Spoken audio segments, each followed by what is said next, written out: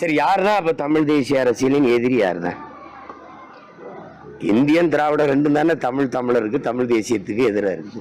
தமிழ் தேசியம்னு நாங்க பேசும்போது கடுமையை எதிர்க்கிறது யாரு? எதிர்க்கிறவர் யாரோ அவர் தானே எதிரி.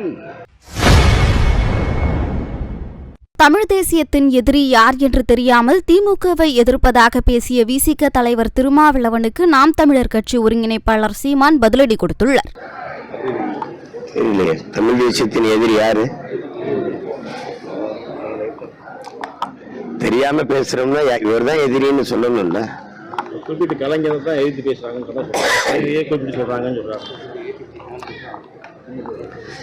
இது தமிழ்நாடு தானே, தமிழர்களால் வாக்கு செலுத்தி தேர்வு செய்யப்பட்ட அரசு தானே. திராவிட மாடல் எங்கிருந்து வருது? திராவிட மாடல் ஆட்சிங்கிறது எங்கிருந்து வருது? எங்கிருந்து வருதுன்னு சொல்லுங்க. அதான இப்ப எதிரி.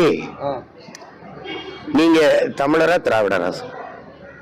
சத்தமா சொல்லுங்க. தமிழர்.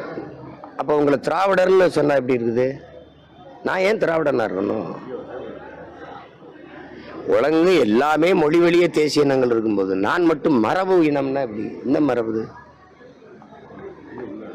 இதே சொல்றத பாருங்க.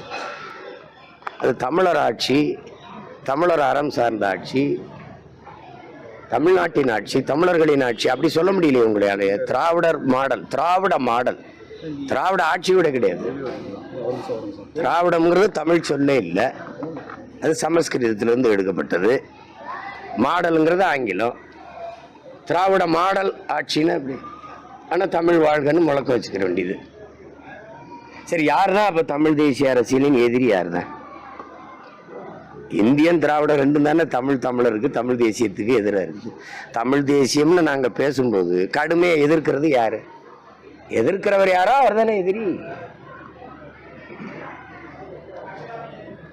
இப்ப நான் பேசுறத 2006க்கு முன்னாடி பேசுறது ஆள் யாரு? எங்க அண்ணன் தான். அப்ப இப்ப கையிட்டு நிக்கிறேன்ல, இதே மாதிரி முன்னாடி கையிட்டு உட்கார்ந்துருந்தேன்.